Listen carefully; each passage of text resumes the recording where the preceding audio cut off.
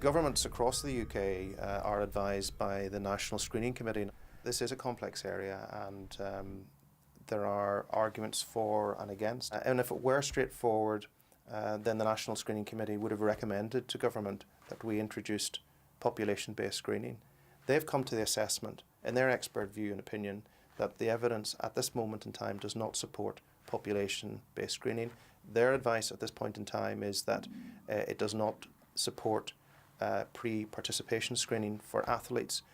Their advice at this time is that it does support targeted screening and follow-up of affected family members. And if the National Screening Committee changes their view on the basis of more evidence, then we will introduce population-based screening. I believe that the argument against screening is purely cost-effective, it's financial. The National Screening Committee does not promote screening in any way and does not recommend it. They feel that many thousands of individuals would have to be screened to identify 2 or 3 individuals with either hypertrophic cardiomyopathy or Wolff-Parkinson-White syndrome, and they believe that even if we did take action such as preventing these individuals from playing sport, some people may still die. The truth of the matter is, at this point in time, we don't have a good test.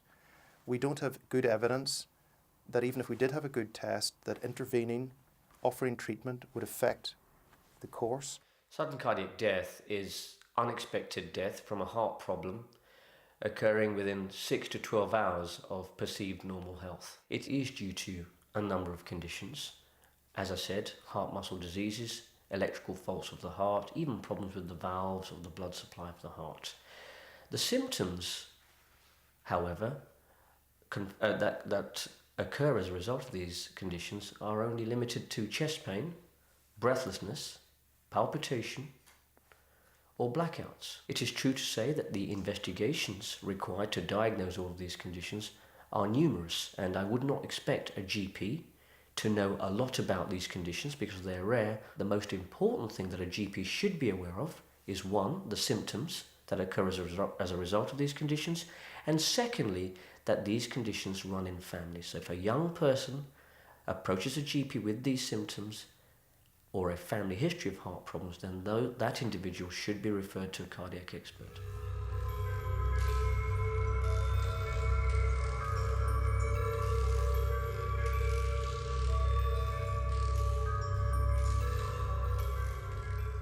We had a full-day workshop where we had presentations from a range of experts. We had a very constructive discussion around screening, either targeted or population-based, services to affected families, and how those could be improved. The workshop involved several talks by ministers talking about the negative aspects of screening and the fact that it did not make financial sense.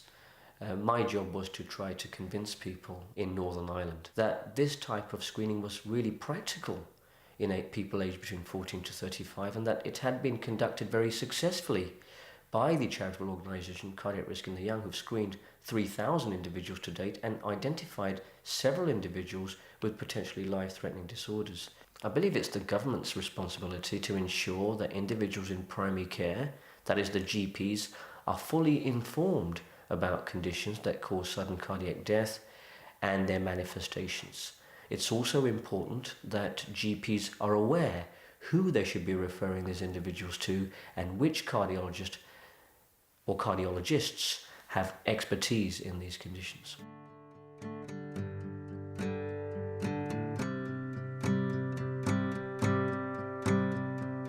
I would dig 1,000 holes to lay next to you. I would dig 1,000 more if I needed to.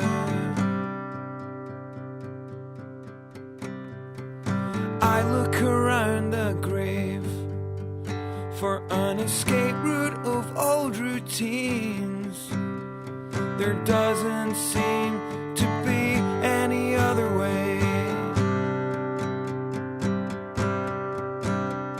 'Cause I've started falling apart, I'm not savoring life. I've forgotten how good it could be.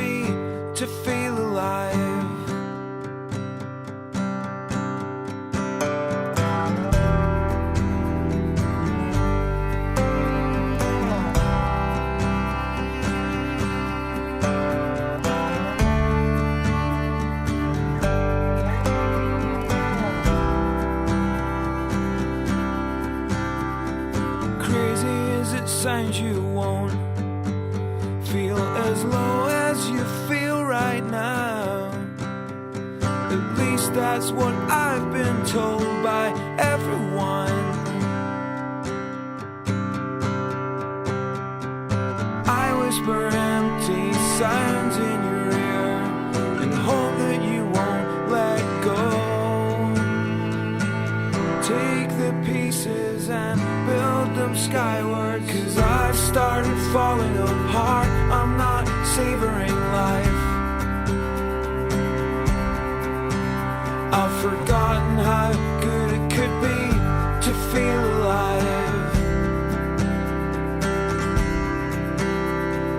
I've started falling apart. I'm not savoring life. Take the pieces and build them skyward. I've forgotten how good it could be to feel alive.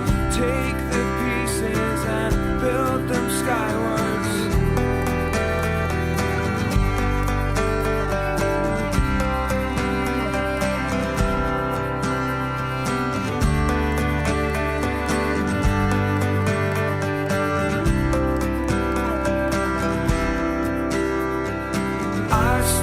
Falling apart, I'm not savoring life. Take the pieces and build them skyward. I've forgotten how good it could be to feel alive.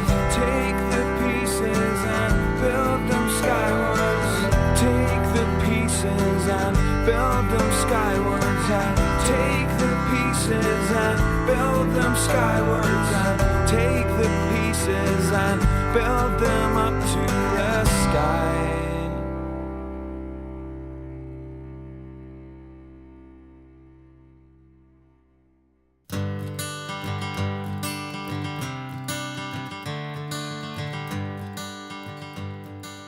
After Aaron died, I found it difficult to get involved with his friends, and I feel that was part of my grieving, and it's something I regret, because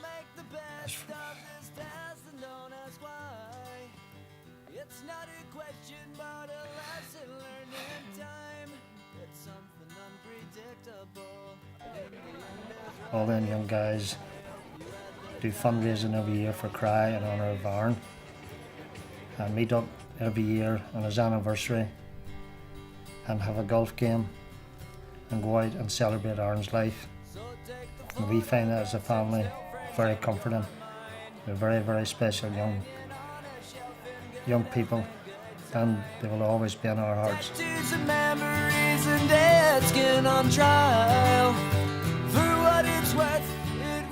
We get up every day, we think about Aaron every single day, and we pray to Aaron, we try and talk to him, and he's part of our lives, and that's the way it will be until the day we die. But as far as Anne and myself are concerned, it's Aaron is our bond, and Aaron is our life, and will continue to be that. There's no after Aaron. I hope you had the time of your life.